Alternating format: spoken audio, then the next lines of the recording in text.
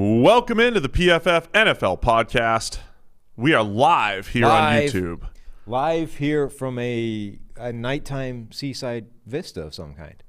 I like this. This is like every show we're coming to you from somewhere different. Yeah, you don't know where we're coming from. Yeah, again, audio people, this means nothing to you, but the windows in our studio are broken and they're set to like the Windows default page. So every week, every show, in fact, it's a different background. The studio moves. It's mobile. It does. We're all over the place, and this is where we are bringing you free agent preview time. So it is our official free agency preview.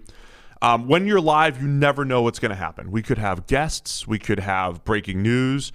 We really don't know. But legal tampering day is here, and Sam, we're going to try to unpack it all for everybody with a little bit of rehashing some of the stuff that's already happened and look forward to the things that will happen. Sound good? Yeah. All right, let's get into it. Let's start with free agency. The news has not really stopped. So do you want to start with our free agency board? We'll kind of reset the board. Okay. And we'll talk about some of the most recent signings. So PFF.com, or you Google just PFF free agents, and as you're typing out the word, it'll take you to the right spot. PFF free agents. Like magic. That's the place you want to be. And our board is updated with the most recent signings. So let's reset it here. Of the PFF top 10 players, we've seen Dak Prescott re-signed. He was number 1 on the free agency board. Chris Godwin back to Tampa Bay. Allen Robinson back to Chicago. So yeah, a whole franchise tag took out a bunch of. It did. Took out most of the top 10, in fact. So let me just read. List radio is what people love here. They love lists. So let me just read out our new top 8 to 10, and we'll discuss. The new top remaining free agents for PFF. Wide receiver, Kenny Golladay. Offensive tackle, Trent Williams. Safety, Anthony Harris. Tight end, Hunter Henry. Wide receiver, Will Fuller. Perfect fit for all teams. Guard, Joe Thuney. Edge defender, Shaquille Barrett. Cornerback, William Jackson. Quarterback, Ryan Fitzpatrick. And cornerback, Richard Sherman. We'll stop there. Mitchell Schwartz is next on the list, recently released offensive tackle. Your thoughts on the new reset board where now Kenny Golladay sits atop? Yeah, Golladay hitting free agency, I think, is a really interesting thing. We expected, I think, the top 3 wide receivers to get tagged. 2 of the 3 did. We lost Allen Robinson. We lost Chris Godwin. But Kenny Golladay hits the open market, and I think that becomes a fascinating target for teams to chase. Honestly, the other sort of thing about this was we had a bunch of people re-signing with their teams long-term extensions before free agency opened. So whatever about the franchise tag, taking away a lot of the talent. We also lost Levante David. We lost Matt Milano. We lost Aaron Jones. All these guys re-signing with their teams sort of on the eve of free agency, which suggests to me that this shrunk salary cap is going to affect the market as much as it was going to affect the pre-free agency bloodletting that was going on. You know, teams cutting all these veterans to get under the new lower salary cap. I think we expected. I don't know if we expected, and I don't even know if this is going to happen, but I don't know if we expected it to have an effect as strong as it looks like it might on the amount of money that's actually available, period, for free agency. I don't think, and maybe I'm just reading too much into this, but I don't think the likes of Aaron Jones or Matt Milano would have re-signed before free agency, before testing the market, if they weren't pretty sure that the money available in free agency was a lot less than people expected to be. See, I don't know. With those two guys, in those 2 particular cases, I think Levante David, that one makes sense. At his age, going back to the Bucs, roll it back for a couple of years, right? I don't know. And Matt Milano, one of the top linebackers on our board, but I don't know if the NFL values him at the same level that we do. I think, if anything, we're low on him compared to the NFL. Really? Yeah. He's a really good coverage linebacker. He covers running backs extremely well. He's a good complement to Tremaine Edmonds over there with the Bills. But he's coming off of an injury-riddled season. Sure. And he's never really been a good run defender. Right, and I'm just thinking about what the NFL. Of that landscape. So, yes, the linebacker landscape's not great. But I'm thinking about the rest of the NFL, what they value, and I had a feeling that we value Milano more. I mean, he's also young and is good in coverage, which is the area that linebackers are getting lit on fire on right now. Like, you don't have to go beyond him. You got Jayon Brown is an option, and then you're down to the likes of KJ Wright, like Denzel Perriman. Kevin Pierre, like it's not a good landscape for linebackers. If you needed help in that position and Levante David got taken away from the marketplace and was a stopgap option anyway, Milano was basically your one at bat. Like that was your option. And for him to re-sign before hitting the market tells me that there isn't the kind of money that people are expecting it to be. Now, the one thing against that is you're talking about players re-signing, going back to their team, each of whom made the championship game. So Buffalo building in the right direction. They, I think, must have a pretty strong belief within that building that, hey, we're a step away from the Super Bowl. We're right there. And Green Bay, I think, are probably in a similar spot that, hey, we love Green Bay. We've been successful with back-to-back NFC championship games. We're right there. We just need one more step. So it's not like he's re-signing with a team that's, maybe going to make the playoffs and who knows how good they're going to be. Both those guys are re-signing with teams that expect to be Super Bowl contenders next year. So, okay, I can understand it, but it's just that those are two guys that are right at the top of what we expected the market to look like, who passed on the chance of testing free agency. So you think that's an indicator of the money not necessarily being there? Yeah, because look, legal tampering starts today, right? But illegal tampering has been going on for quite some time. Allegedly. To the point where, no, I can say it. I haven't named names, so it's perfectly fine to say that. To the point where, like, agents know what the kind of money is, right? They know today at noon, is that when it opens officially? Like, today at noon is not the first time that agents are going to be aware of how much money is on the table for their prospective free agents. So they understand what the offers are going to look like before the legal tampering period officially opens. So for Matt Milano and Aaron Jones to pass that up says either that their draw for their home team is so incredible that they want to pass up that money regardless, or B, the money is a lot less than people think it's going to be or usually is.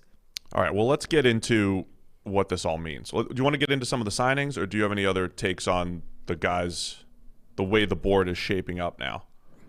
No, I mean, I don't think it changed too much from what we said it was going to be. Safety is still, I think, by far the strongest position available.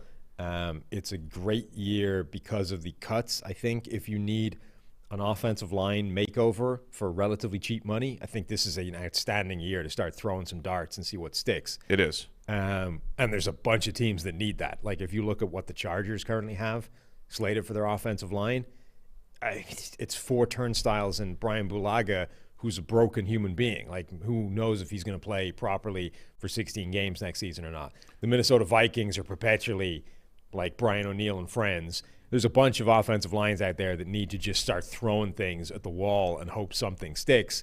And this is a good year to have that problem. Well, that's a good time to get to the most recent signing, Kevin Zeitler, this morning, as we record here live, Monday morning, coming to you from what studio? Oh, no, we need our can we get our sponsor's helmet here? Oh, no, do we not have that because we got Brad coming in? Go get our guys here. It's live. This is how we do it here. We're brought to you by Western and Southern, our friends. Brad Spielberger might be here, the NFL salary cap expert here at PFF. He might just roll in here live at some point. It's a good thing we packed it on the way to the Seaside Vista. Oh, yeah. It's a good thing we had it with us on the trip here. So Kevin Zeitler signs with the Ravens. You talk about offensive line needy teams. The Giants release Kevin Zeitler, their best offensive lineman. Him and Nate Solder, given the value of left tackle, right? So they release Kevin Zeitler. The Ravens mop up. Yes. Good. I mean, great move for Baltimore on the basis that, hey, this is, I think, one of the underpinning issues that they had last year was that offensive line took a major step back, and guard was where they were at among their weakest. So get a proven quality guard, nail down that position, get him before free agency, get him relatively cheap. Good move. What the hell are the Giants doing? Why? But I think this is kind of the nature of what we're looking at here with the cap situation. Now, the issue is that they just franchised Leonard Williams, and he's going to be a lot of money, and that's taken up a lot of their cap. And the Giants are a mid-level cap space team right now, and I think that's there's a reason why. Actually, bottom level, they have $2.4 million worth of cap space as of right now. So the Giants franchising Leonard Williams, trying to keep that interior defensive line intact. Dalvin Tomlinson hits free agency. Leonard Williams is back. Dexter Lawrence is back. So they're trying to keep those guys intact. But now you're looking at this offensive line. Nate Solder back as of now from his opt-out. He still might be on the trading block after signing the biggest tackle contract in history. I don't think that even helps that he's now an option. It does, though, because the right tackle position on paper is not very good unless Matt Peart really develops, becomes a good player. And he could. But Andrew Thomas maybe moving back to the right side with Solder at left tackle has a chance to be okay. But you still have question marks at left guard where Will Hernandez hasn't been good. Center, it was a disaster last year. And Zeitler is coming off of his worst season. So what are the Giants thinking question is, even though Zeitler's their best and you've got a history, a track record, he's graded above 70 in PFF terms every year except last year. Yeah. So that's what they're potentially thinking. And how much of that do you think is down to what was around him last year? I mean, I think that this is probably tofu. Yeah, well, it's not as extreme, but this is probably a universal truth, particularly for offensive linemen, that you are going to get either dragged up or down by the environment around you. It's the same way we talk about running backs are essentially a product of what's in front of them. Offensive linemen, I think, will swing massively up or down depending on what's around them. We had an email to our mailbag, bulging mailbag, Steve, bulging, filled to the brim. NFL podcast, singular, @pff.com is our mailbag email address. Send us whatever your thoughts are. The better they are, the better we enjoy them. And if you have an analogy, I'm all for that. Some guy, Shane Wilson, sent us an email that said, it's not even his. So we were saying that if you come up with a great email and we read it out, you win a prize, PFF account, something like that. It has to be your idea, though. You can't just steal it and send it in. That might get you the email read out if the idea is good enough, but it's not going to win you anything. That feels cheating. So he sent us an email saying a Chiefs analyst recently compared Austin Reiter to tofu. Tofu imbues the flavor of other ingredients around it. Likewise, Austin Reiter looks good when the linemen around him are good and looks bad when other linemen around him are bad. And he asks what other players are also tofu. So Zeitler was potentially imbued by the flavor of what was around him with the Giants last year, which is to say bad things. I won't say he was imbued with the flavor of crap, but, other nasty things you might put in the ingredient trough. Kevin Zeitler is better than tofu at this point in his career. I appreciate you trying to get the analogy on there. But I think the point is that all offensive linemen are to a degree influenced in that manner, that what is around them is going to determine, I think, a pretty healthy chunk of their PFF grade. If the line around them is a train wreck, those guys are going to have career bad years. If the line around them is great, they're probably going to look pretty good. Yeah, so I really like it as an opportunity for the Ravens. They ran the ball extremely well last year. That's what they like to do, and they did it without a really good guard center combo. It wasn't that great last year. So adding Zeitler to the mix, who's not really a mauling run blocker that the Ravens generally get historically, but he's a really good pass blocker, and he's scheme diverse for what they want to do. Look at this. We said when you're live on the air, you just never know. What a shock. A surprise. Yeah. Brad Spielberger live and in the studio. Way taller than you are on Twitter, by the way. City. Really? Yeah. I noticed on Twitter? Yeah. Right? Taller than you expect on Twitter. Short on Twitter? Yes. How tall are you? About 6'7". God damn it. Upset when I met Steve that I couldn't be the tallest guy at the company. I know. I'm in the running. 6'7" versus my 6'8" to 10 or whatever, wherever I list at. Yep. Listed 6'10". Actual. So welcome, Brad. Make yourself comfortable. The third spot is tough sometimes there in the middle, but welcome back to the show and live and in person here. Brad, for those who don't know, live here on YouTube or on the audio version, Brad is our new salary cap contract expert here. This is going to make me look like some kind of tiny person on the camera. You can lift up your chair. I don't need to move. My problem is not that the chair is set too low. My problem is that I'm now surrounded by people that are 6'7" or taller, which is going to artificially make me look smaller than I actually am. The people are making fun of you already. That's what I'm saying. In the chat.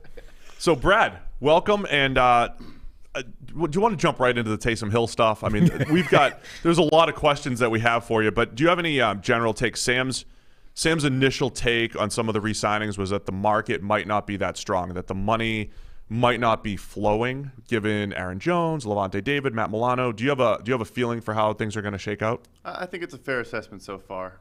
Some of the deals are coming in a little bit below where you'd expect, and it does sound like some of the guys that are looking for that top money should still get it, but other guys that are in that next tier might just take 1 year flyers and just kick it to next year. But I do think it's interesting that the cap is not supposed to boom in 2022. The cap was going to be around $155 million this past year if they didn't do any sort of adjusting. And so let's say it was going to be 210 in a normal year. Let's say you're accounting for $55 million in a difference there. And obviously it settled at 182. So if you do the math there, they ate about half of that kind of difference that they were going to have. So they still have to account for another $30 million potentially of losses to kind of make up for. So I think 2023 is really going to be when it's going to jump. So I'm not sure why guys think they should wait 1 year and that it'll be so much better. I still think it might only be around 205 million in 2022. Yeah, because I kind of had that take too, that maybe a lot of veterans are going to sign for like 1 year, 5 million, 8 million, whatever that number is, and say, yeah, I'll bet on myself next year. But how many guys that we just saw get cut to get under this salary cap figure? A whole ton of bloodletting for everybody to get cheaper. And how many of these guys do you think are going to end up re-signing essentially with the same team just for a cheaper contract? There should be a bunch of that as well. Yeah, I mean, there's even some, like Robert Alford had already happened, got cut by the Cardinals, and immediately got signed a week later to a smaller deal. I think we're going to see a bunch of that. And I think even seeing all these pay cuts guys are agreeing to. Andrew Norwell agreed to one yesterday.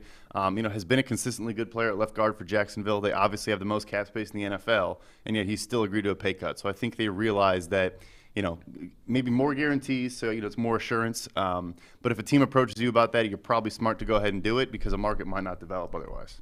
Here's a question about you mentioned the Jags, most cap space, right? Patriots, Jets, Chargers, Colts, Bengals, Washington, and Dolphins. Right now, as of now, over the cap, most effective cap space, right? How does that get deployed? How does that get used? Do these teams just go crazy? Do you still have to take a multi-year approach when you're looking at because I think people see that cap space, they're like, well, the Jaguars are just going to take every top free agent. But what's the reality behind having that much cap space and how much flexibility you still need going forward?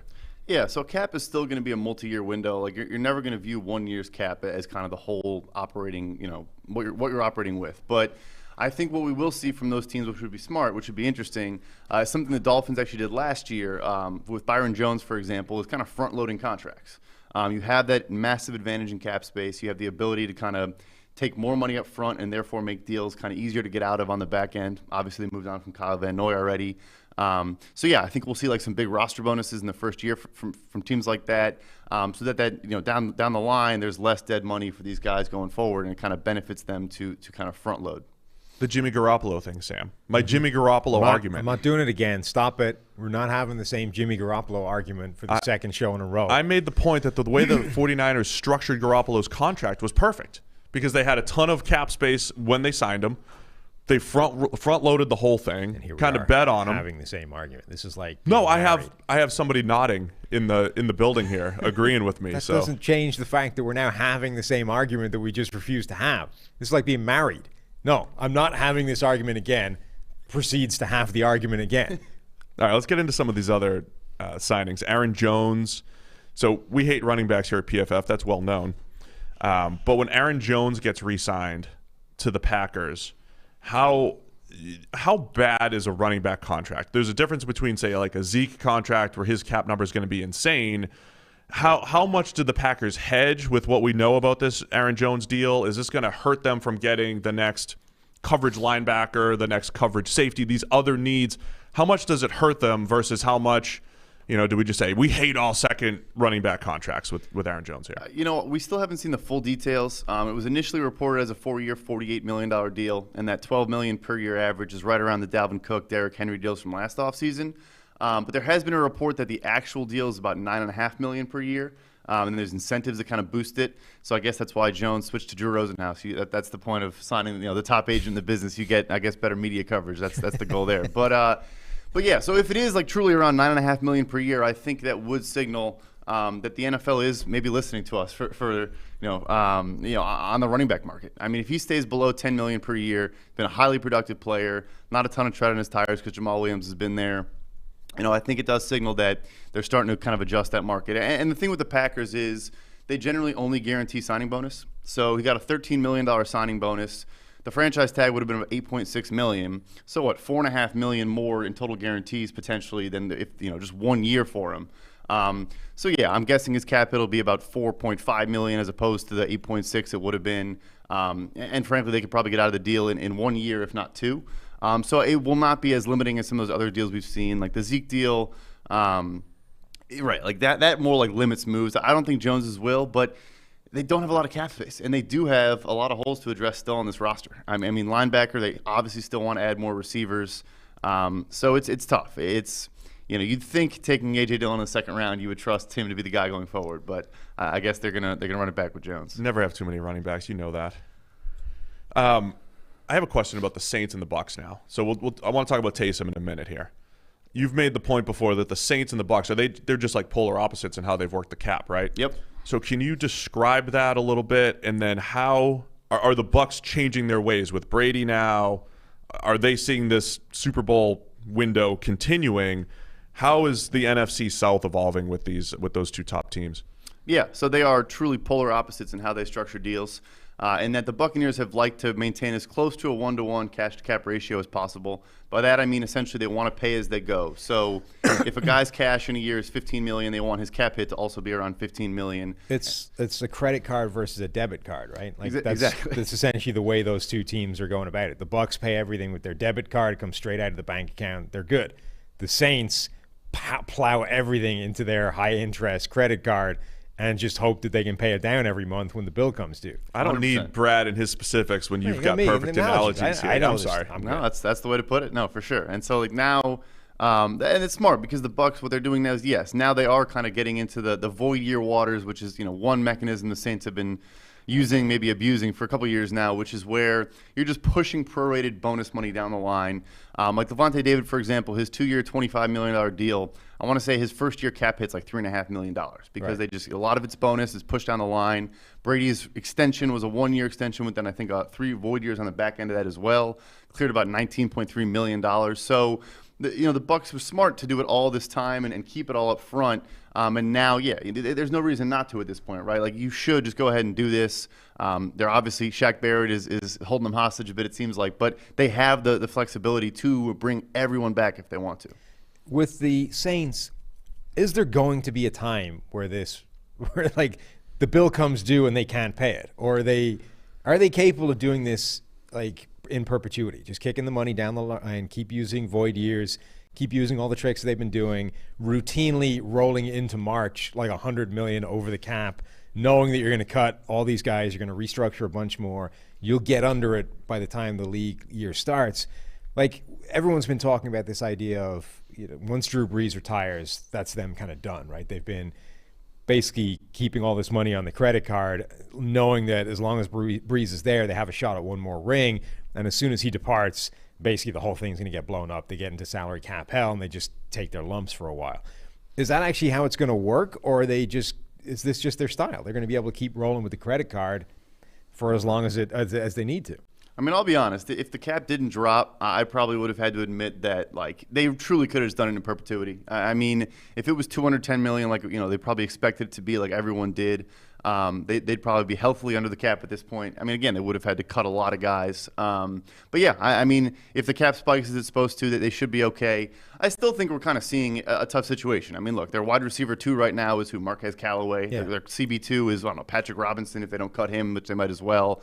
I mean, their quarterback is, Taysom Hill at the moment. So, like, Tamus soon. Yeah, it'll be a Tamus combo. The 2 QB system. Sean Payton, if anyone would do it, just like series to series, just switching up quarterbacks, I'd love to see it.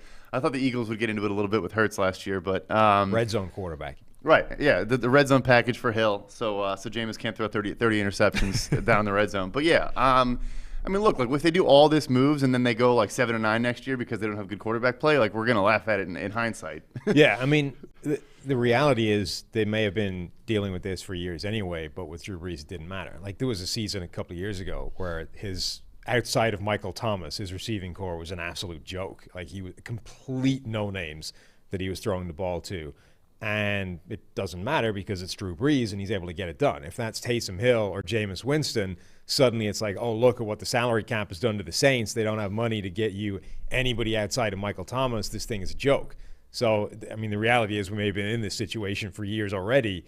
It's just you didn't notice because they were able to win regardless. With the Saints, how much of it was just the fact that they had such a good draft class in 2017? That's a good thing, but at some point they all come up at the same time. How much do you balance that? So again, the 2017 draft class, one of the best of all time. You get Marshawn Lattimore, you get Ryan Ramczyk, you get Alvin Kamara, Trey Hendrickson, who's now a free agent, and then Marcus Williams, who just got franchise tagged. You don't find draft classes where you get 4 legitimate top-notch starters and then a rotational player like Trey Hendrickson, who just had 13 sacks.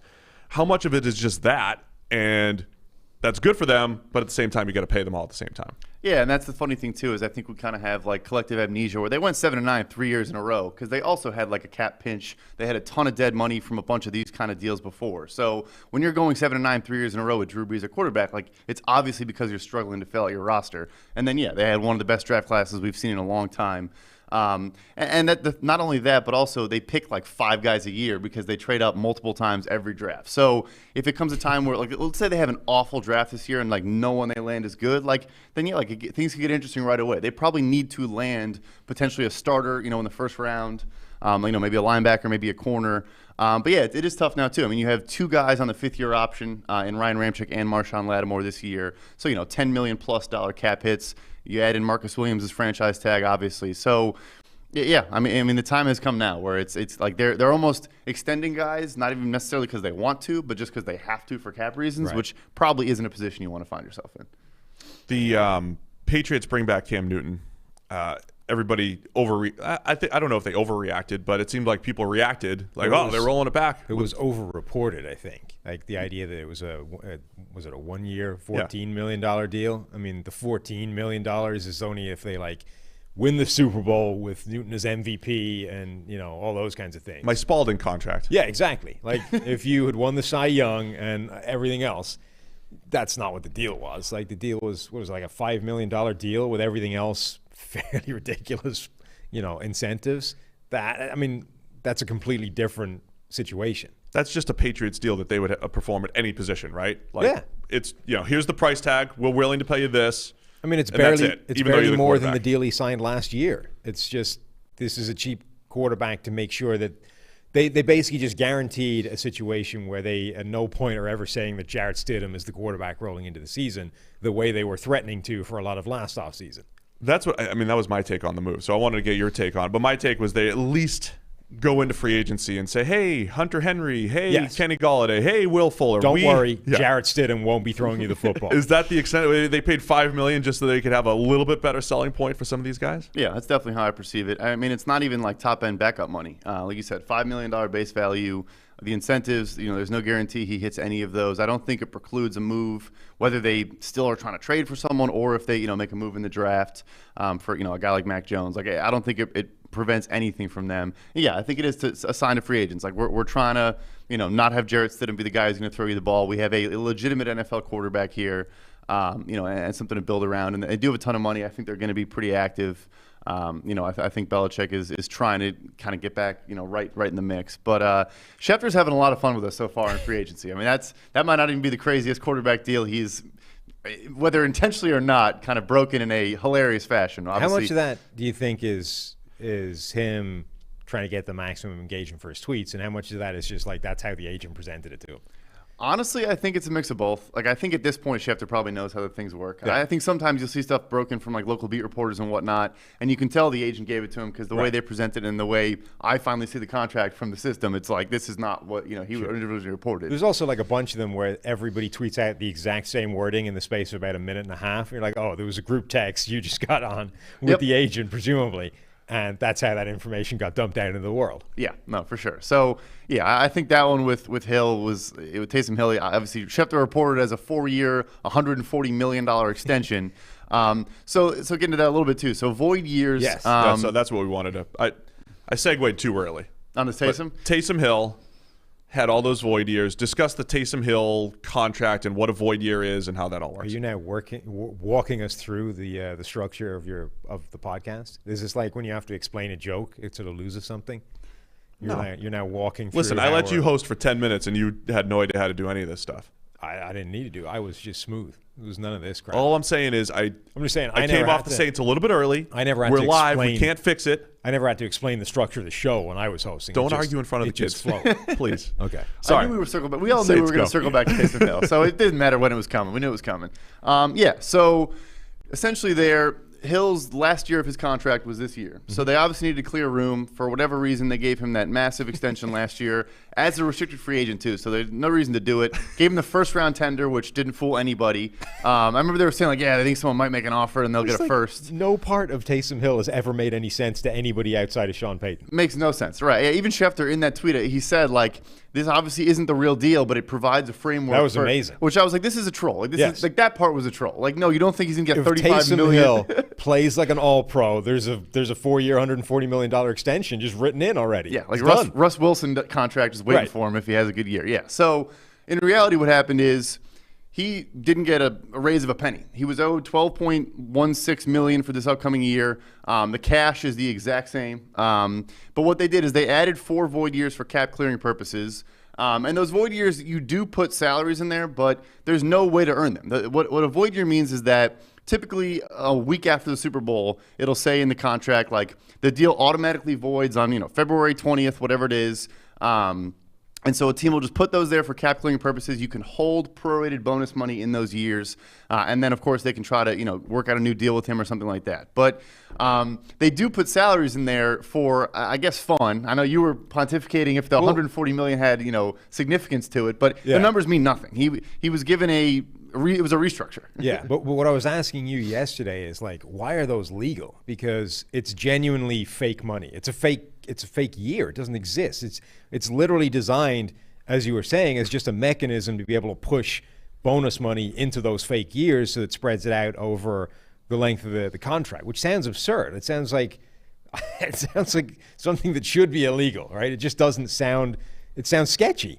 And your point was essentially that. Well, you explain to me why are void years legal in NFL contracts? Yeah, no, it's funny. I mean, even when the NFLPA sends them over, they replace the salary with a 0 when they file them in the system. So I wasn't even aware until this past week that they actually do put numbers in there. So even I learned that recently. But yeah, so the answer, which is funny because it's not based in logic, the answer why they're legal is because it benefits all parties. Yeah. And that's so nobody wants to remove them. Exactly, because from a player perspective, if the team says, hey, we can only do this deal with you if you help us from the cap side, they say, okay, fine, do whatever manipulation you want to do as long as my cash flows are the same. What do I care how you do on the cap? And from a team perspective, if the Saints couldn't use void years, they would be defunct and kicked, in the XFL. So yeah, all they are is a cap manipulating tool. They've been around for a while. They're not new, but this offseason we're obviously going to see a crazy amount of them used just to push money down the line. And yeah, frankly, the answer why is because it benefits the teams and it benefits the players. So who's going to speak out against it? And the $140 million for Taysom is just an epic troll job by Sean Payton. I know Mickey Loomis is technically the dude running the cap, etc. But there's no way Sean Payton wasn't involved in saying, make that $140 million for Taysom. Because I assumed it was Steve Young's career earnings, or it's got to be something. Or it's what Steve Young would have made in today's money. I mean, it's something that tied to Sean Payton's takes. Maybe about if Taysom. maybe it's that. Maybe it's the what the hell was that league that he signed for? The USFL. USFL. Maybe contract. It's that USFL contract, adjusted for inflation. The whatever it was, the 10-year, $40 million deal he signed with the USFL. Whatever that is in today's money, it turns out is $140 million for Taysom Hill. He's just trying to bring Taysom along the same exact path as Steve Young, break out at 32 years old, or he's already there, isn't he? 32 at this point. I actually just realized it's the exact details of Russell Wilson's extension. So maybe it's a signal. Yeah. So I know he was on the Saints were on Russ's list of 4 teams. Maybe that's Sean Payton sending a little message we already have him. Yeah. We have our Russell Wilson in the building. Quick break to tell you guys about Underdog Fantasy. If you like fantasy football, and if you like playing fantasy football for money, you need to check out Underdog Fantasy. Underdog's got everything, including season-long and playoff best ball. Best ball is a season-long game where you draft a team like you normally do, but that's it. There's no in-season roster management. It's easy for even Sam to do. Mm-hmm. Underdog automatically selects your best performers each week, saving you loads of time. Now, here's the kicker. You go to Underdog Fantasy and deposit just $10 using the promo code PFF, and you get a free PFF Edge annual subscription. That's promo code PFF. You get Edge annual for just $10. Brad over here, before he joined the company, had to pay the full $40 for Edge annual. So a $10 PFF Edge annual is an absolute steal. So go to joined. Yeah, that's why we all ended up here. So it's Underdog Fantasy. Draft now at Underdog Fantasy, promo code PFF. All right, where else are we gonna go here? We've got our void year discussion. Speaking of cheaper ways into PFF, promo code free agency. You can't do them back to back, Sam. Can't do them back to back? No. You a little bit of time. What if I just did? What's going to happen? What's that promo code? Because that's how you can get PFF Free Elite. Agency 30. Oh, that's good. What do you get? I assume 30% off, but I haven't fact checked that. Can't confirm. Tell you what, you fire promo code free agency 30 into the system while you're signing up. Let me know. Hashtag let me know what you got off in terms of savings. I assume it's 30%, but who knows? I'm the host here, Sam. But yeah, that's good. Okay, thanks. Look, we're just scratching the surface of professionalism here, Steve. This is how it works. We should be professional at this point. We should be. But anyway, people are loaded up watching us live. We're here all week, by the way. We've got multiple live shows on the YouTube channel. So if you guys are just joining in and you haven't subscribed yet, subscribe to the YouTube channel. We got a live show today at 3-ish. I'm going to say ish because who the heck knows if you're going to press record at the right time. It's difficult.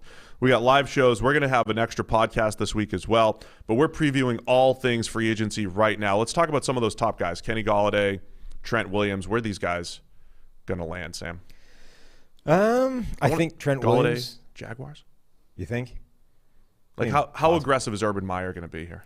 I think that's a good question. I mean, we've had a few different emails in that are along these topics, and I think generally there's an interesting discussion about when you should. Everybody talks about Super Bowl windows, right? And the things that trigger a potential Super Bowl window. And usually it's finding a great quarterback in a rookie contract. Suddenly the Super Bowl window opens up because you have the most important player or the most important position in the NFL fixed with a guy who's not taking up anything like the percentage of the salary cap that he should based on his level of play. So that enables you to suddenly start throwing resources everywhere else and open up this window of being one of the best teams in the NFL and contending. But I've been sort of thinking about other things that can potentially trigger when you should deploy all these resources and attack or open up a Super Bowl window. And I think that the rookie quarterback thing is certainly one of them. But, should you, if you're Jacksonville, having assembled all of this resource and salary cap space and draft picks, should the signing of Trevor Lawrence immediately before you even see how good he is, the drafting of Trevor Lawrence, should that just trigger a spending spree right now? Do you want me to read this email? Sure. Why not? All right. So here's the couple things here. I was actually texting you about this the other day, right? About there has not been a non-rookie quarterback win a Super Bowl. Like, here are the non-rookie quarterbacks to win a Super Bowl. I can't remember if I mentioned this on the show the other day, but it's Brady times 4. It's since 2002. Brady times 4. Peyton twice, Drew Brees, Aaron Rodgers, Eli Manning once, I believe, right? And this doesn't really count too because the old cap was different. I mean, it's just a different world now. Yep. But there's real, and I know just picking Super Bowl winners is cherry picking because we like Matt Ryan is like one play away from breaking this whole thing, right? But the point is, it's been a challenge for non-rookie quarterbacks to win Super Bowls. The rookie contract QBs that have been on Super Bowl winning teams, you've got Patrick Mahomes and Carson Wentz technically with the Eagles. You have Russell Wilson in 2013. Flacco was just at the tail end of his, right, in 2012. So it is an interesting dynamic, and it's been a challenge for teams to win a Super Bowl.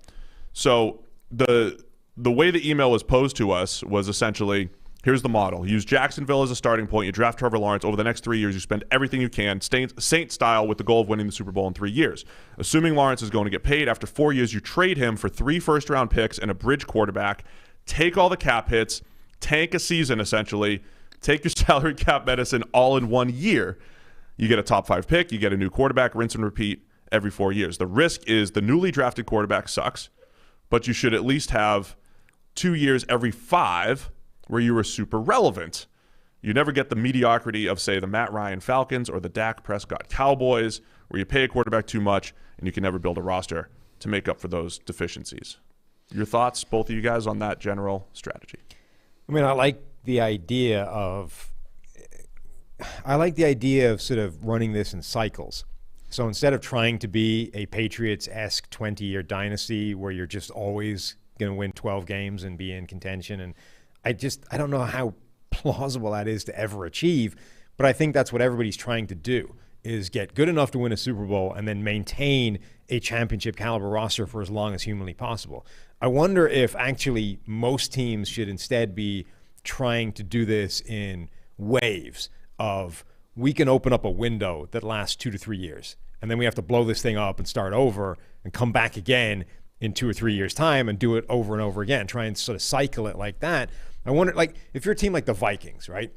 Vikings have 0 Super Bowl wins in their entire franchise history, and they've had runs where they've been a very good team for a number of years.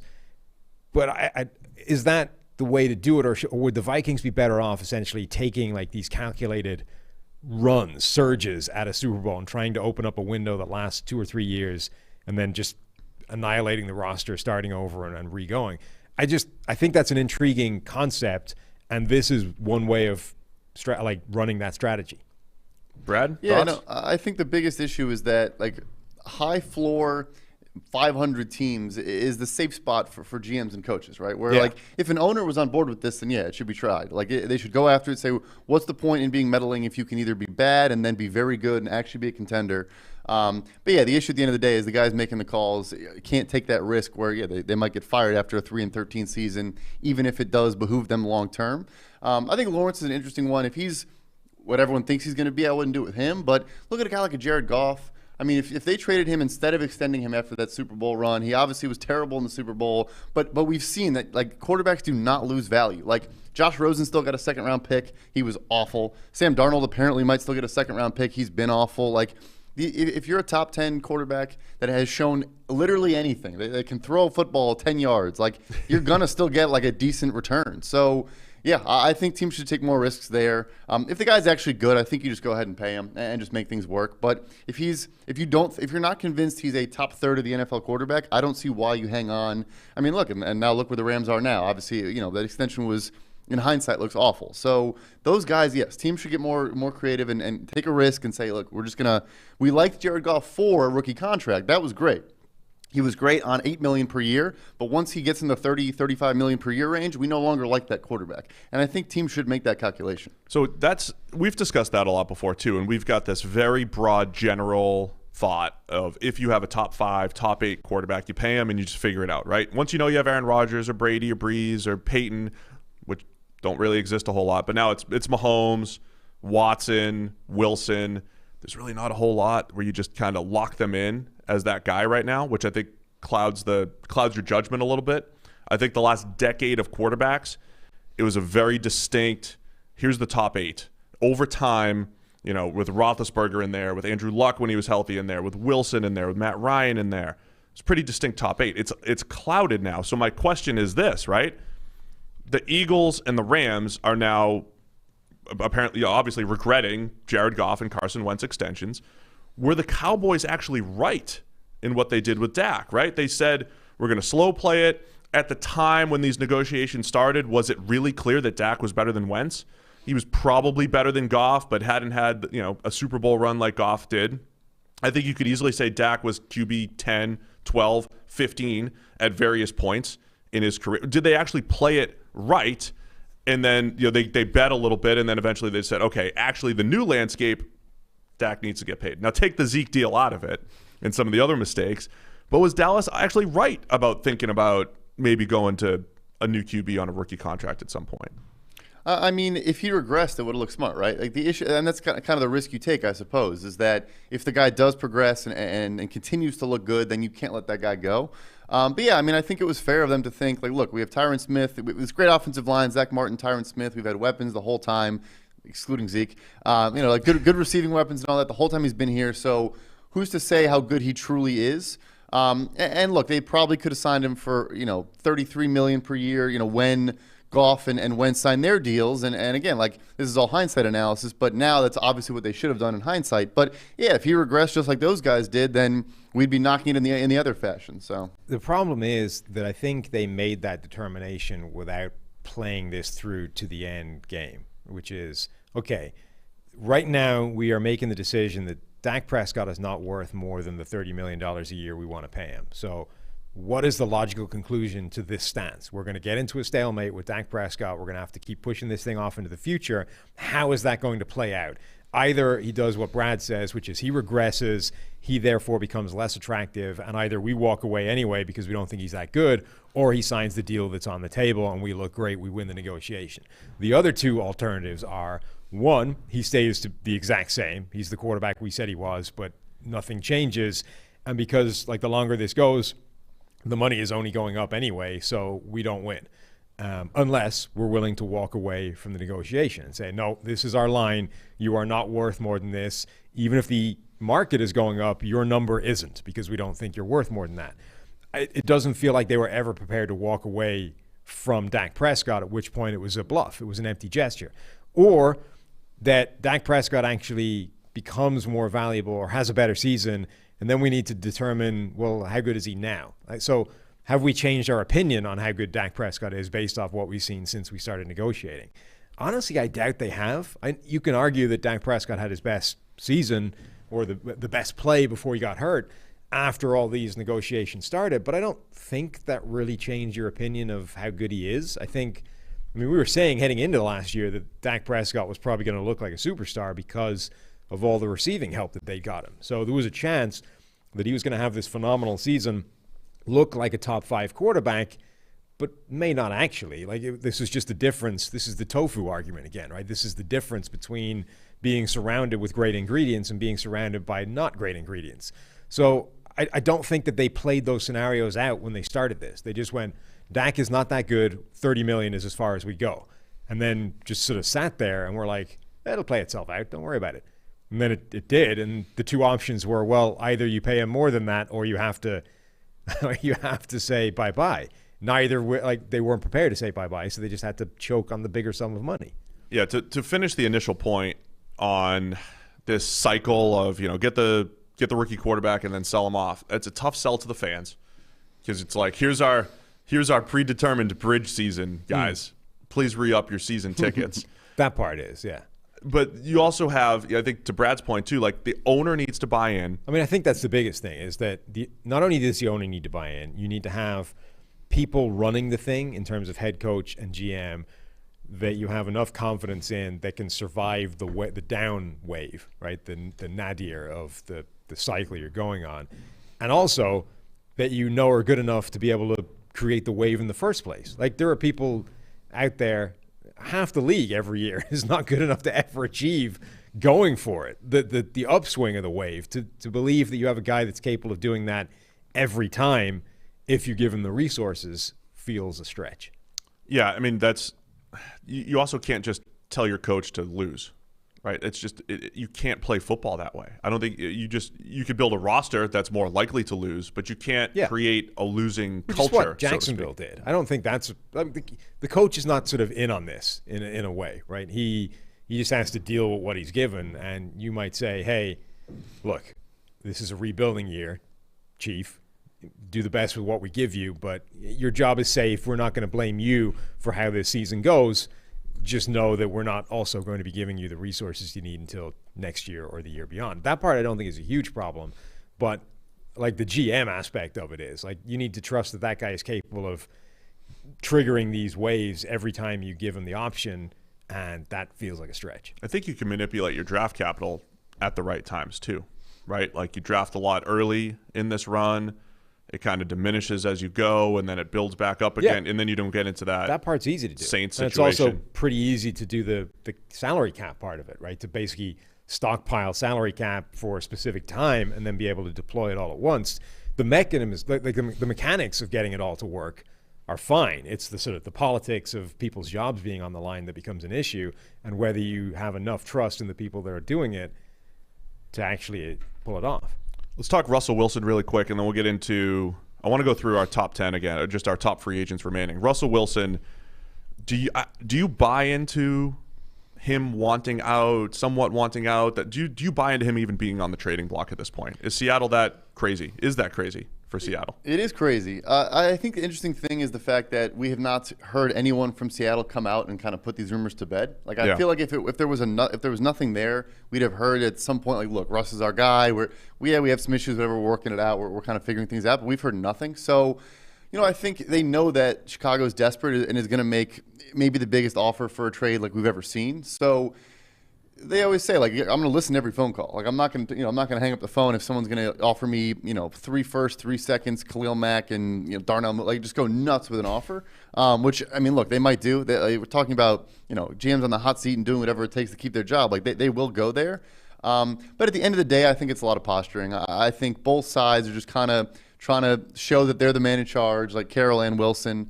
And I think they'll end up figuring it out. But it is definitely it's real. Like I would not say this was all smoke, and I would not say there was no consideration. At this point, I think they have been assessing, us with Russ, us without Russ. I mean, look, the NFC West is a gauntlet. Obviously, the Rams just added Stafford. The Cardinals are beefing up with Murray on his rookie contract that we talked about. Like maybe they are looking at it as like hey, let's just quickly tear down for 2 years and try to come back up. I mean, their roster is pretty depleted at a lot of spots.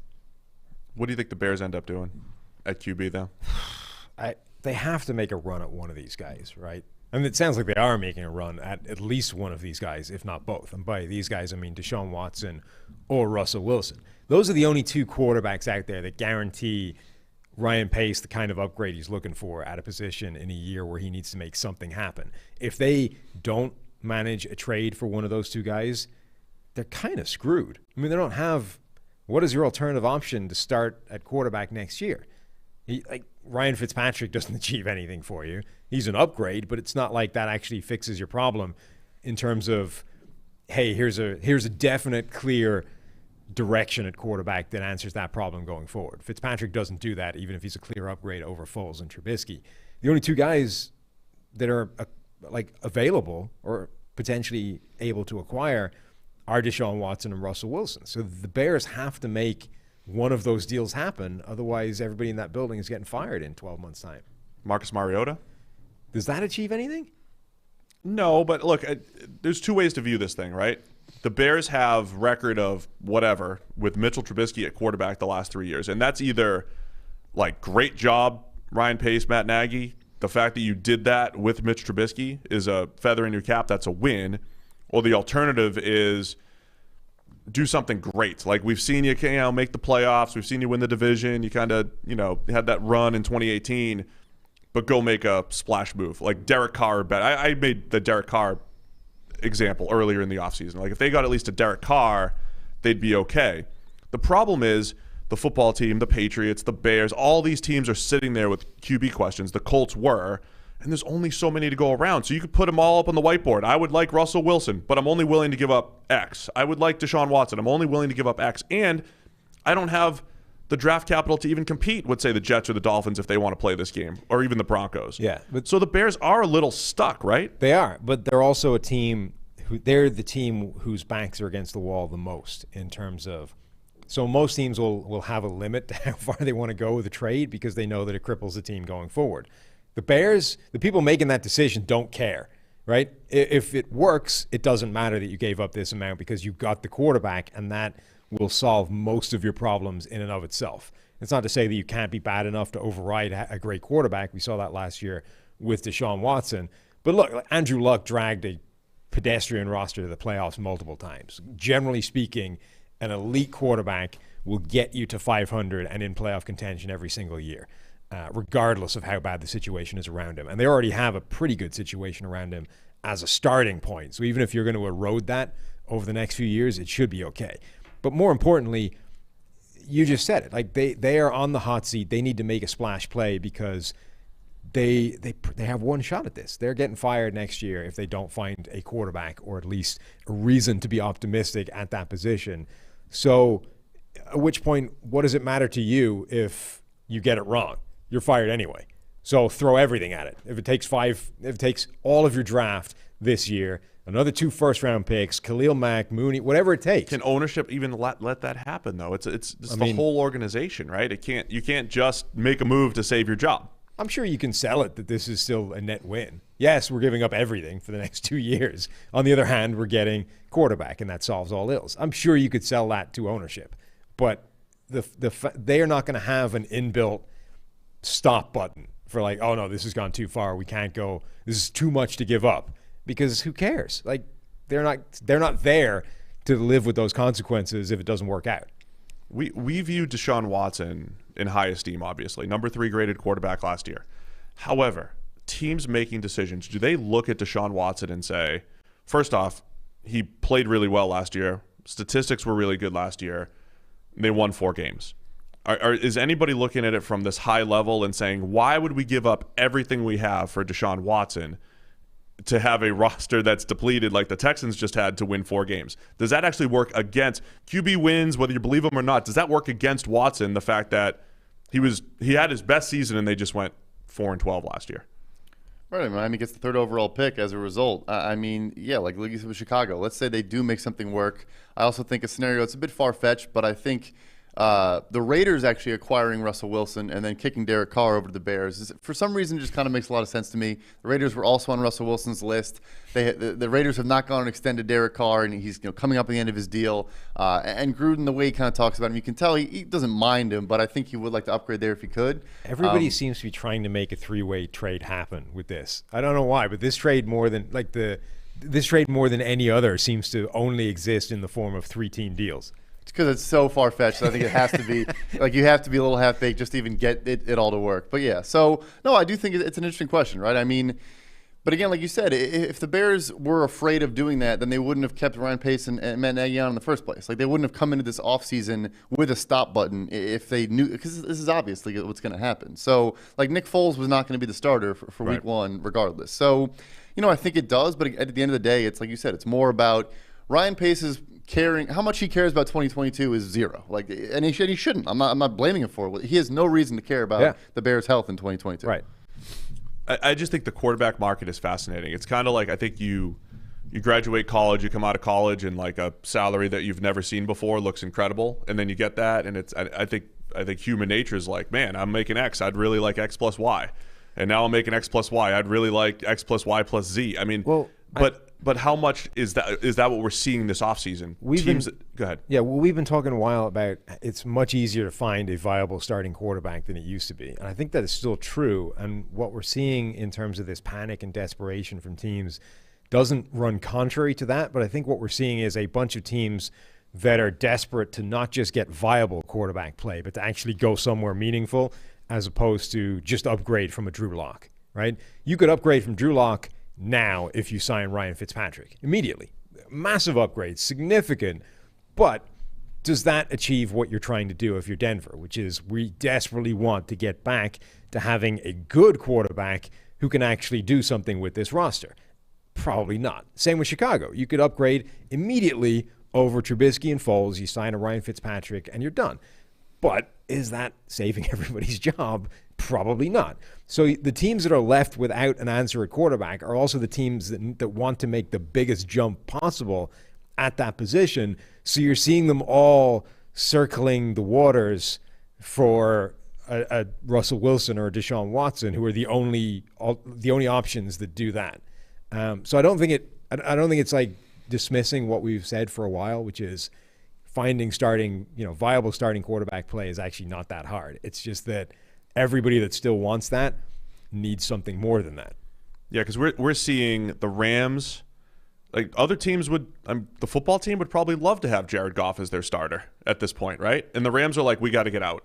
The Eagles had to get out from Carson Wentz. The Raiders, we don't know the exact reports with Derek Carr. It's just this general feeling that like, yeah, we're fine with Carr, but if we had better, we'd have better, right? Jimmy Garoppolo with the Niners, Kyle Shanahan, we think he's been flirting, right, with getting better. I think that's just the nature of the market, right? You have a mid-tier quarterback, and you're always looking, what do those elites look like? What do the elites look like? And there's fewer of them to go around. And I think that the advantage that you have, even with Watson coming off a 4-win season as the starting quarterback of the Texans, the advantage you have with that guy as your baseline is still so great over time that it is worth exploring all those options. Yeah, I mean, the Texans were so bad that they undid everything good that Watson was doing. I mean, there were multiple games last season where it just came down to who had the ball last. Watson would actually execute a game-winning drive, and then his defense would capitulate and give it up. Or he would execute a game-winning drive, and his receiver would fumble the ball in the end zone. Like, he should have had more than 4 wins last season based off how he was playing if people around him had just even half held up their end of the bargain, which I think is the key point. Yeah, you can look at it and say, all right, wins and losses, it doesn't really matter if your quarterback is playing that well because he didn't win the games. But I think he actually did enough to win a bunch of games and just didn't get credit for it, which is, I think, different than he played that well but not in the key times, or it wasn't good enough and they were never in position to win those games. He put them in a position, I think, to win more than 4 games. All right, let's wrap up the show with this. We have our top 10 free agents remaining on the draft board. Let's go through them and just give a little quick prediction. Can we do that? I'm putting you guys on the spot. No preparation for this. Mm-hmm. We're just going. So top free agent remaining as of right now at record time, Kenny Golladay of the Lions. He is the top wide receiver. It was him, Allen Robinson, and Chris Godwin. They were the 3 we were trying to figure out at the top. Sam, do you have a prediction for Golladay? I'm going to send every receiver to New England until they have a viable receiver. So Kenny Golladay will go to New England. Really? Yeah. Brad, thoughts here? I know they were looking to make a trade. The Giants were for Kenny Golladay at the deadline last year. I know they're obviously in the midst of a battle with Leonard Williams trying to figure out his contract, but I still think the New York Football Giants for Kenny Golladay. I'm going to go Jaguars. I mentioned before when I was watching Trevor Lawrence, I said I would love to see him and Allen Robinson play football together. And Golladay is a similar player. Like, Lawrence is going to give his receivers opportunities to make plays. Darrell Bevel's the offensive coordinator. They work together in Detroit. So I'm going to say the Jaguars spend a whole bunch of their cap space on Golladay. Next on the free agent board is Trent Williams, number 5 overall coming in, number 2 right now. What about Trent? Is he going back to San Francisco? I mean, it sounded like it from the Chris Collinsworth podcast, so I'm not gonna disagree with what they're saying.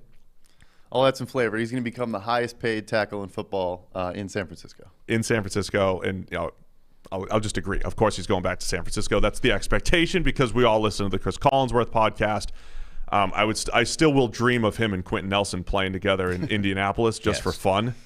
But yeah, I think he'll go back to San Francisco, and that'll be huge for the Niners to at least just get that out of the way as they move forward here. How about Anthony Harris, Vikings? He is now the top safety, as a few other safeties have been franchised. Anthony Harris landing spot. It's not as easy here. Isn't. Yeah, this one gets a lot tougher. Do you see our list so you can prepare? Just a little bit. I put you on the spot. I did put you on the spot here. Yeah, this is not because I didn't know his name was coming up. This is because I just haven't thought of a good place for him to go yet. What about the Chargers? Let's land him in the Chargers secondary, and let's have this be the year that it becomes what we thought it would be last year. The fit makes sense there just because Brandon Staley comes in. They'll play a lot of too high stuff. I think that's Harris's skill set. Too high, rotate a little bit. Derwin James, Nasir Adderley still there. That could work. I see a reunion with Kevin Stefanski in Cleveland. I think they still need to beef up that secondary. They have drafted, took Grant Delpit last year in the second, but still need to add DBs there. And so I think a reunion there makes sense. We can agree on stuff, right? I mean, I really like the Browns because I do. Well, I think that they're going to be looking at the safety market. I think they want a free safety type. Delpit will work downhill a little bit more. He's just got to shore up his tackling that was bad at LSU. I like the Browns as a fit there as well. So I'll agree with that on Anthony Harris. Okay. Hunter Henry, he's number 10 on our free agent board coming in. He's now number 4. The top tight end on the board, I think by a good margin. Jonnu Smith is number 2, and he's not going back to the Titans, but where does Hunter Henry land? The Jags. They need to get Trevor Lawrence some weapons. They're going to deploy the resource. They have all the money in the world. They're going to snag Hunter Henry. I like that call a lot. I was surprised that he reached the market. I thought even maybe a second franchise tag or that they would just come to an agreement. They took care of Keenan Allen last year. They clearly have no issue bringing their guys back. I'm still going to say the Chargers and him get something done. Really? Hunter Henry back to the Chargers. I think that would help Justin Herbert a lot. This is the one I'm going Patriots. They have screwed up the tight end position horribly since even when Gronk was there. They had no plan post-Gronk. They used 2 third-round draft picks. Devin Asiasi last year was, showed a little bit down the stretch. They always work better with tight ends. So Hunter Henry, he can block. I don't think he's limited in their system. So I like Hunter Henry in New England. Will Fuller is next, now number 5, remaining free agent, number 11 coming in. Where's Will Fuller going to land? All 32 teams, Sam? Yeah, of course. What do I have to assume that the Patriots already got Golladay, or you stick with what you already did? Yeah, so you predicted Golladay for the Patriots. So do they get both? No, they're probably not signing Will Fuller if they've also signed Kenny Golladay. That leaves. What about Miami?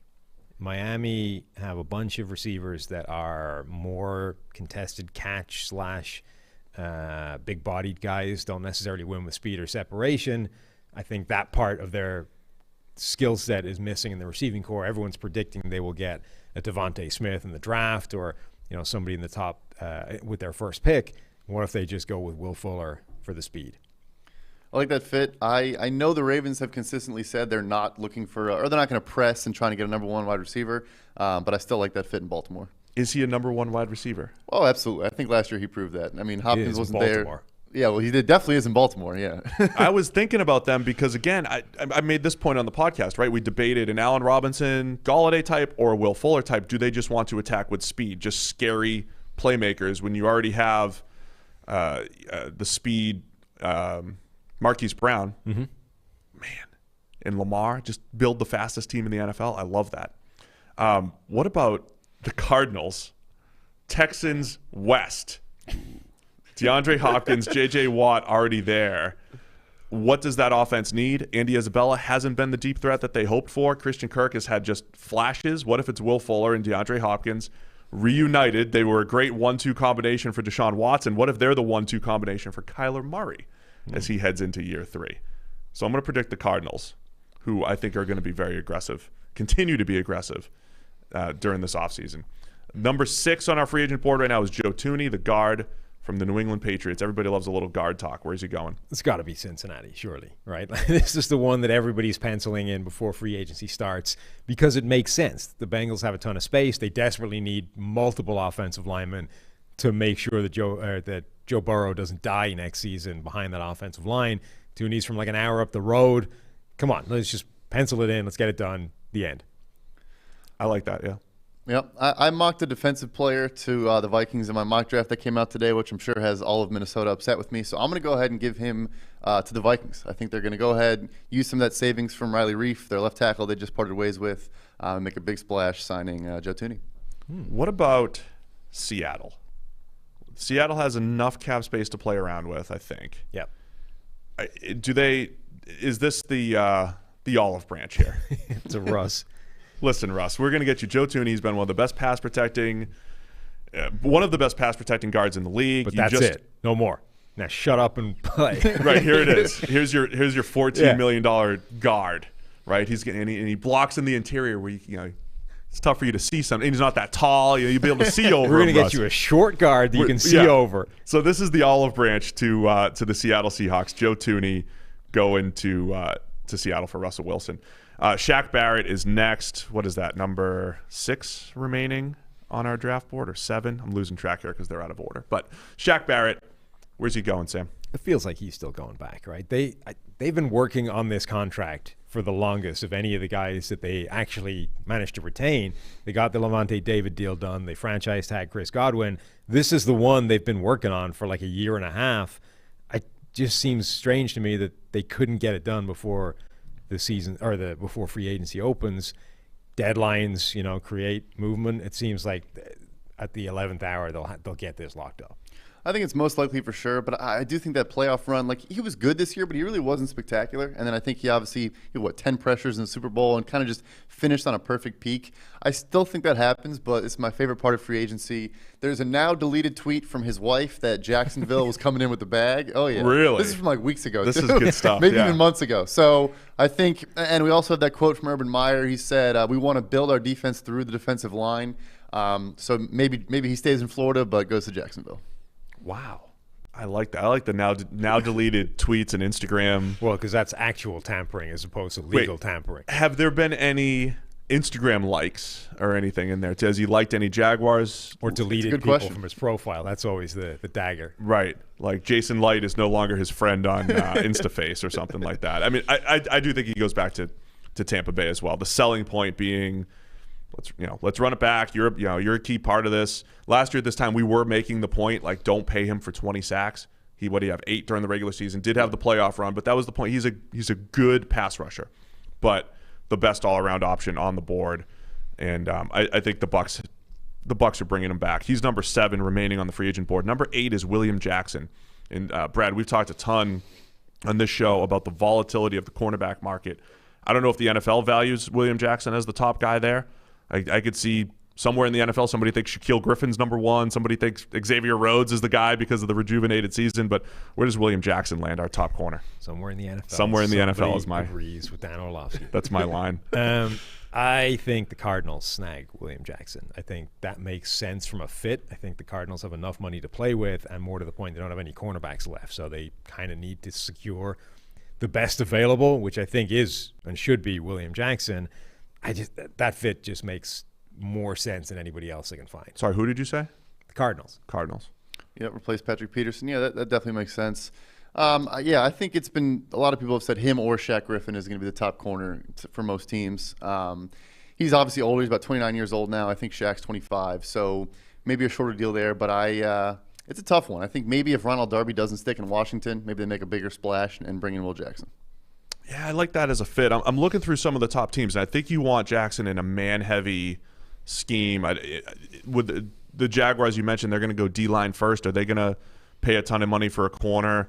The Jets need all of what we consider the most valuable positions, corner and receiver, so they could go all in there. Does he find his way back to Cincinnati? I don't think so. So I'm just talking my way through this whole thing here, and I don't know. I love the Cardinals fit though because of the Patrick Peterson thing, and so I'm gonna agree on the Cardinals there as well because again, they're going to be aggressive. I just see the Cardinals thinking we need to stay competitive in the NFC West, and this is our little window here with Kyler Murray, first contract. They got put under pressure by the way the season ended as well. I think people are very down on them in a way that's possibly a little unfair, but I think they feel it. It's real. Number 9 on the free agent board is Ryan Fitzpatrick. Believe it or not, the top quarterback remaining. Where's Fitz going? I don't know if he's going anywhere. I'm sad for Fitz. We might be losing Fitz magic. Because he said the illegal tampering period hasn't been kind to him? Well, because I don't think anyone's going to give him a starting job.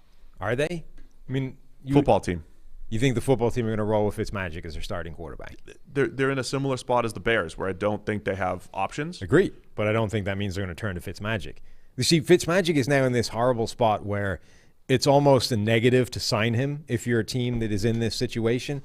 Because you can, I mean, it's not easy, but you can sell hope attached to Taylor Heineke. You can't sell any hope attached to Fitzmagic. The only hope you have is the magic that he will come up with on the field for a few games a season. But signing Fitzmagic is essentially resigned to your fate of mediocrity at quarterback. And I think that's the one thing that teams in that position do not want to publicly do, which is to basically just put up a giant flag that says we have no viable quarterback and we're rolling into the season resigned to having meh at the position. So I think he's in this spot now where he can only sign as a backup somewhere. I don't even know if he wants that job. I think he's in, they call it the Mike Glennon zone, where if you sign him in March, you're probably taking a quarterback in April. So, like that, yeah. So, I mean, I agree. Like, football team does make a lot of sense. I don't see how them at 19 or the Bears at 20 can make a move up in the draft for a quarterback. Maybe Mac Jones if he slips a bit, but those first 4 guys I don't think are going to be attainable for them. So if these trades we thought about or don't happen, then I could see one of those 2 teams making the move. But like you said, uninspired, I don't think fans would be super happy about it. And yeah, it sounds like he wants assurances that at least in week 1 he'll be the starter, which I don't know how many teams are really offering him that. I think with the football team, you can look at this and say, Eagles are rebuilding. Dallas should be good again if Dak's healthy, right? Giants, who knows? Football team's the defending division champion with a really good defense, and they're going to go crazy for receivers and tight ends, I assume, this offseason with their money and in the draft, right? They know that they need to get better there. I think they might have the best coach, Ron Rivera, good culture and that whole deal. I think they could look at Fitz and say, he's playing playoff caliber football the last 3 years. He has. If we build around him with the culture, with the defense, they go in thinking that they're the favorite in the NFC East. All the while, they're going to draft a Kyle Trask as a developmental player. They would be. I just don't know that you can. I don't know that you can make that public declaration that Ryan Fitzpatrick will provide just the level of adequate play we need to get ourselves stumbling through this division and make the playoffs again. You say last year we did it with Alex, and we did it with Haskins, and and Heineke's still there, so they don't necessarily need to draft a Kyle Trask. They still have Heineke there, so you're hedging a little bit. We got playoff superstar Taylor Heineke here, so I think that's the way they go. We are going to bring in 3 different long shots at quarterback, and hopefully between the 3 of them, they'll provide enough for us to be able to fall ass first over the line and win this division, just like last year. All right, Richard Sherman is the number 10 free agent, and then I want to talk about the Chiefs O-line, and then we'll wrap it up. I'm trying to drag – the people keep showing up live on the feed here. We're getting more and more people. I want to keep the show going forever. We should just go right to the live show at 3. Keep being live. Always be live. Right? And we'll hand it off to the official PFF live show at 3 o'clock. Well, we got the two for ones coming in here after us, right? We can just hand off to them live, just continue the stream going. We should. We'll keep them going. It's the PFF live channel all day. We'll just leave the chairs. They can come in. Chris can teach them how to undress. And I say we don't leave, and we just be a part of their show. Oh, We're just a part of 2 for 1, and they just pull up a chair and go. So where's Richard Sherman going? Co-host of the Chris Collinsworth podcast. Co-host, indeed. Well, since John Gruden seemed to be recruiting him so hard on that podcast, let's send him to I was going to say Oakland. Let's send him to Vegas. That was going to be my take. Gruden wants him badly to be back with Gus Bradley. Yeah, still waiting for the penalty for the 7th-round pick the Raiders are about to lose for that podcast appearance to come down. But that's what I was saying. Seriously. This is a tough one because Sherman has never left the West Coast. Born and raised West Coast guy, obviously played at Stanford and then has stayed out there his whole career. I love a fit of him in Buffalo though. If they don't take a corner, put him opposite Trey White. I mean, players love signing there. They're getting guys to come back on team-friendly deals. By all accounts, the culture there is phenomenal, and I think that's one of the best chances for him to go ring chasing. Man, that would be a little out of his comfort zone, right? He's never left the Seattle cover 3 system for which he is the prototype, right? So the 2 places you mentioned, Vegas. I think the Jets, Robert Saleh, that's East Coast as well, but loves Saleh, right? He loves him so much, and at this point in Sherman's career, that's not a ring chasing opportunity with the Jets. But it was like what Gruden was selling him on is we need some veterans to teach the young guys and this whole thing. If Sherman buys into that, I think the Jets or the Raiders make sense. Well, critically, the Raiders are still on Pacific time. They don't edge into Mountain time, so they're good. He can. So the Raiders are okay? Yeah. He can go to Vegas. He can stay on Pacific time. So fast. Oh, what time zone? I was just checking that they weren't Mountain. They were, they're close enough. They could be, but he doesn't have to leave the Pacific time zone. That's true. Eastern is just chaos. You can't screw with your body clock like that after so long. But you could go all the way to Vegas, and you don't even have to go into Mountain time. We haven't mentioned minor league baseball yet here on the show. Outstanding. Perfect. Vegas is one of the worst places to pitch. Because velocity, or what? Break it down for me. You had to altitude, desert, and then the infield was like concrete. The guy would hit a chopper that would just bounce right in the outfield. Ball flew through the infield. I gave up some bombs there. It was bad. I had a spot start there. That was brutal. First start in 5 years, not good. Yeah. Vegas, the ERAs are all inflated. You got to adjust for the Vegas ERA. Yeah. Just so like that's where you had those videos where it's just pitch and then. Yeah. Well, that was in Montana, that particular one. Also, okay, Big Sky. Yeah. Thin air up there as well. Yeah. So anyway, Vegas. Nobody wants to play baseball there unless you're a hitter. So that's our top 10. I wanted to wrap it up with the Chiefs' offensive line. They get rid of Eric Fisher, Mitchell Schwartz, and Austin Tofu Ryder is going to be hitting free agency. What are the Chiefs? Is there a path to the Chiefs creeping back toward average, as we like to say on the PFF NFL podcast here, Brad? I do like Lucas Niang a lot. Their 3rd-round pick from last year out of TCU. He opted out last season, so wasn't around. And I guess they should also get Laurent Duvernay-Tardif back as well, MD. And I think in the first round, it makes a lot of sense. Obviously, it's a great tackle class, so I could see them taking a tackle at 31. They've also got Kyle Long visiting, so assuming he makes it beyond Vegas. Which is hard to do sometimes. But yeah, so I think that I mean, Fisher, who knows if he's even ready for week 1. Obviously, torn Achilles in the AFC Championship game, so real tough there. And the rumblings that, Schwartz might end up retiring anyways. So it may look like it was a crazy kind of development for them, but in reality, it's kind of just business as usual. But yeah, I think they'll find their way back. I know that they are apparently interested in bringing Remmers back, kind of be their swing tackle. He's a solid swing tackle. So I think they'll figure it out.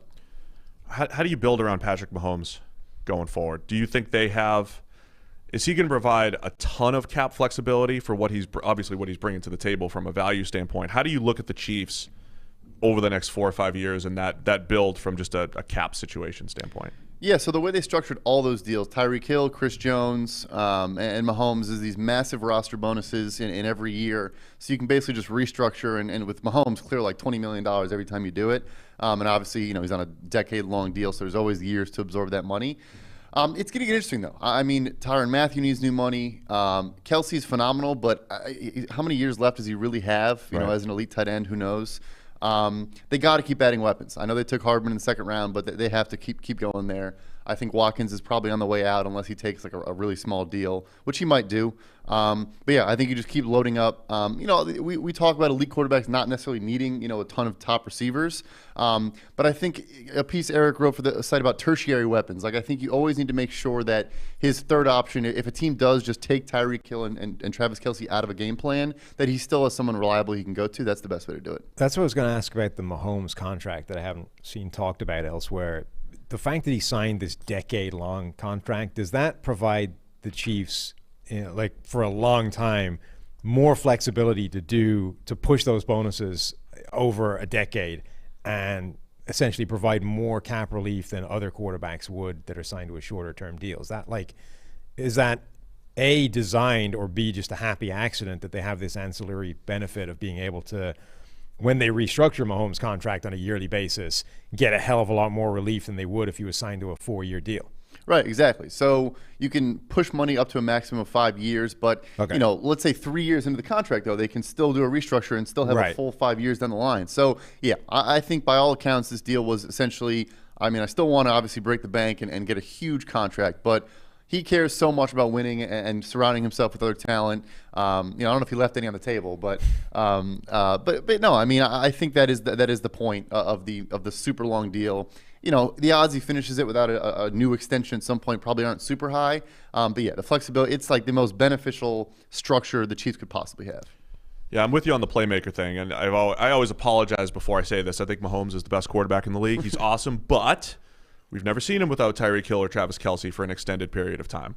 And that group, combined with Andy Reid, made Alex Smith into an absolute stud in 2017. So I don't think the Chiefs want to know what he looks like without those guys, and they should just continue to try to burn the league with as many playmakers as possible. But having to invest in the O-line, and that might slow them down just a little bit in that area right now. So will be interesting to see. Do we cover everything? Is that your free agency preview? I think so. Anthony Barr just agreed to a pay cut restructure, give the Vikings a bit more flexibility, and another guy taking less money just to not have to get cut and deal with the free agent waters that are upcoming. Remember that time he signed with the Jets? Yeah, for briefly, and we did we did analysis on it.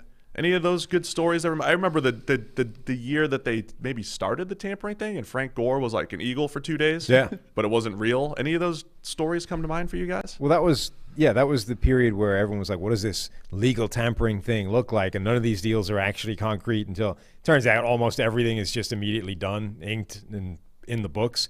But Frank Gore was the one that didn't. It was the one that actually reversed course and got away and changed. Yeah, it's impressive these agents and teams can, the window opens at noon and deals are announced at 12:05. It's really impressive they can work that fast. They haven't spoken at all before then, so it's very impressive. Will there be fewer deals because we didn't have Prime Steakhouse this year out in Indianapolis to do all the wheeling and dealing? I think it's certainly possible. The Combine, they're going to pro days and stuff like that, but I do think, again, this also isn't actually happening, but it is happening, where you go to meet with a team about one of your draft picks, but obviously you're also there to talk shop about some of your pending free agents. I think it could slow the market down a bit. But I think it's more just, the top guys are still going to get theirs. It's the second wave is where it's going to be interesting. If it just falls off a cliff immediately and everyone is just signing 1-year deals with the Bucks and Chiefs and contenders, and just like we said, just waiting for the next kind of wave. If you're illegally tampering, and you can't go to Prime because the combine's not on, do you DoorDash out a meal? Yes. You send like they do with these sort of conference office parties, right? You send everyone else out a pizza, and everyone's getting food together. Is that, you're having this meeting with an agent, you DoorDash out a burrito or something? And then my second question would be, if that's what's happening, can you expense that if it's illegal tampering, or have you got to go to that restaurant where they've renamed everything as office supplies so that you can expense it and nobody raises an eyebrow? Is that what you have to do when you're illegally tampering? Office supplies is great. Yeah, I think. Yeah, you can expense it if you end up signing with that team. Okay, I think. Even if it's illegal tampering, or you send a steak to Jerry Jones' yacht to kind of get the ball rolling in those discussions. That's a tough DoorDash assignment, isn't it? You get to the dock and now you have to swim out to the boat. Think about the tip, though. Think about the tip you'll get. Oh yeah, when the steak arrives. Sure. On the yacht. You post-date a check, so you pay the steakhouse with a check for today. That's how you do it. I don't know if that facility is in DoorDash. I don't know if they're amenable to that, but. We have one question on the YouTube stream that I want to answer. I just can't end the show. Somebody asked, how will 2022 comp picks likely be affected if everyone takes 1-year deals? Now, it's it depends on how well those guys play, right? I mean, if they sign massive contracts, or is that a potential hole in the market right now? You get a guy, you just sign a whole bunch of guys on 1-year deals, knowing that they're going to maybe sign multi-year deals next year and mop up on comp picks. I think it's a huge part of it. So it's interesting to see how the signings from this offseason will impact those comp pick next year, because I think a lot of teams will either cut guys, the Ravens with Zettler this morning, those guys do not count. And so I think there's probably a premium on those guys. If you can get a guy for a decent deal and he's not going to count against you in the formula. But also move the Ravens have done in the past is they straight up told a free agent one time, we want to sign you, but there's a deadline where you no longer count, even if you are a compensatory free agent. If you sign after a certain date, you're just no longer in the formula. It happened with Jadeveon Clowney last year. So I also could see that, where teams just say, hey, we want you to be on our team. If no one steps up and gives you a better offer before, I forget the date, I think it's July. If no one steps up before then, just circle back with us and we'll sign you after that. It's going to be really interesting. But yes, the following offseason. So we're going to get a wave of free agents, and then everyone's going to be waiting until July for these guys to get signed. Right. It's the fourth wave of free agency this year, where the value's to be had. Right. That's where the money is. But yeah, and then the following year will be really interesting. Where, like you said, if there's a bunch of these really good players signing 1-year deals. Smart teams the Patriots have been doing it forever, but a lot of these good teams could just try to load up on guys that they're like, hey, look, we have no plan on extending you after this deal. This is a 1-year deal for you to kind of have somewhere to play, showcase your talent, and then we'll just kind of mop up in compensatory picks the following year. This is where good teams could be even better, right? Smart teams, but also teams that have loaded rosters, and the sell is tofu will make you look better for the market. Tofu. That's the first time that's ever been uttered before. Nobody's ever tried to sell anything with tofu before. You're our tofu guy. Yeah. Well, that's what you learn here on the PFF NFL podcast. We're finally going to wrap it up, but here's what we're going to do the rest of the week. We'll be back here for our usual Thursday show. There will be an extra show this week. Are we going to go Friday to kind of wrap it all up? I think so. I think that's the plan. So we'll be back on Thursday. We'll get a lot of the reaction coming out of the craziness on Wednesday, some of the more official stuff, and then we'll be back to wrap it up on Friday. Brad is in town all week to be a part of the PFF car wash, as they say, part of all the shows, I'm sure. The car wash, that's what they do at ESPN. Show up at ESPN, you go on all the shows. It's car wash? Car wash. PFF, we have a car wash now. So he can be on our show, he can be on 2 for 1, he can be on whatever the other podcasts are. I don't even know what they are. Okay. Just kidding. I forecast and the whole deal. Maybe Collinsworth podcast, never know. But we've got live shows. We will have live reaction here on the YouTube channel throughout the week, Monday, Tuesday, Wednesday. We'll see what happens from there. But thanks to everybody for tuning in. We'll be back later in the week. That's your free agency preview. Wave, Sam.